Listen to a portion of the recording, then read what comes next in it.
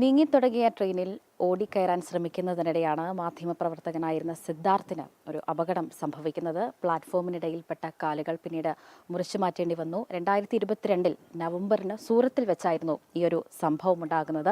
അതിനുശേഷമാണ് ഇപ്പോൾ ഹൈക്കോടതിയുടെ ഉത്തരവ് വന്നിരിക്കുന്നത്. 8 ലക്ഷം രൂപ നഷ്ടപരിഹാരം നൽകണം എന്നതാണ് കോടതിയുടെ ഒരു ഉത്തരവ്. ആദ്യം റെയിൽവേ ട്രിബ്യൂണൽ പറഞ്ഞു വരുത്തിവെച്ച ഒരു അപകടമാണ് എന്നാണ് പറഞ്ഞത്. അതിനുശേഷമാണ് ഹൈക്കോടതിയുടെ ഇപ്പോൾ ഒരു അനുകൂലമായ ഉത്തരവ് വന്നിരിക്കുന്നത്, അല്ലേ?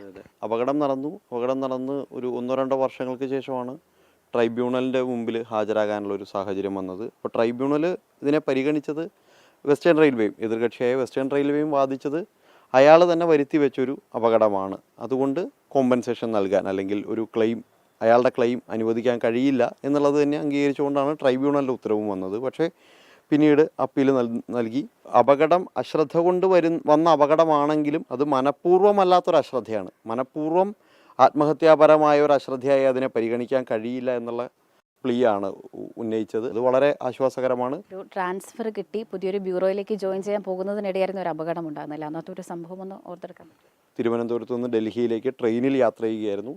പാൻട്രി ഇല്ലാത്ത ട്രെയിനായിരുന്നു. സൂറത്തിലെത്തി ഭക്ഷണം കഴിച്ച് ചായ കുടിച്ച് ഒരു ബിസ്ക്കറ്റ് പാക്കറ്റ് വാങ്ങിച്ച് തിരിച്ച് ട്രെയിനിൽ കയറാൻ ശ്രമിക്കുന്നതിനിടെയാണ് ട്രെയിൻ സ്റ്റാർട്ട് ചെയ്തിരുന്നു, മൂവ് ചെയ്ത് തുടങ്ങിയിരുന്നു. ട്രെയിനിൽ പിടിച്ചു കയറാൻ ശ്രമിച്ചപ്പോൾ താഴേക്ക് വീണ് കാലുകൾ അറ്റു പോവുകയാണ് ഉണ്ടായത്. ഒരു 10-20 മിനിറ്റോളം എനിക്ക് അവിടെ റെയിൽവേ ട്രാക്കിൽ തന്നെ ചിലവഴിക്കേണ്ടി വന്നു. പിന്നീട് RPF ഉദ്യോഗസ്ഥരൊക്കെ ഇടപെടുകയും ബോധം നഷ്ടപ്പെടാത്തത് കൊണ്ട് തന്നെ കുടുംബവുമായി ബന്ധപ്പെടാൻ എനിക്ക് കഴിഞ്ഞു. എല്ലാവർക്കും അറിയാൻ സ്വാഭാവികമായിട്ടൊരു ആഗ്രഹം ഉണ്ടാകും, എന്താണ് സിദ്ധാർത്ഥ് ഇപ്പോൾ ചെയ്യുന്നത് എന്ന്. ഇപ്പോൾ ഞാൻ തിരുവനന്തപുരം യൂണിവേഴ്സിറ്റി കോളേജിൽ പൊളിറ്റിക്കൽ സയൻസിൽ PhD ചെയ്യുകയാണ്. അപ്പോൾ അങ്ങനെയാണ്, നഷ്ടപരിഹാരം നൽകാനാവില്ല എന്ന് റെയിൽവേ ട്രിബ്യൂണൽ വിലയിരുത്തുന്നു. അതിനുശേഷം സിദ്ധാർത്ഥ് ഒരു നിയമ പോരാട്ടം നടത്തുന്നു.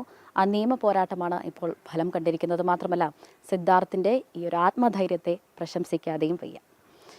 ക്യാമറമാൻ നിഖിൽ ജോസഫിനൊപ്പം സ്നേഹ മോലൈനാൻ, മാതൃഭൂമി ന്യൂസ്, കൊച്ചി.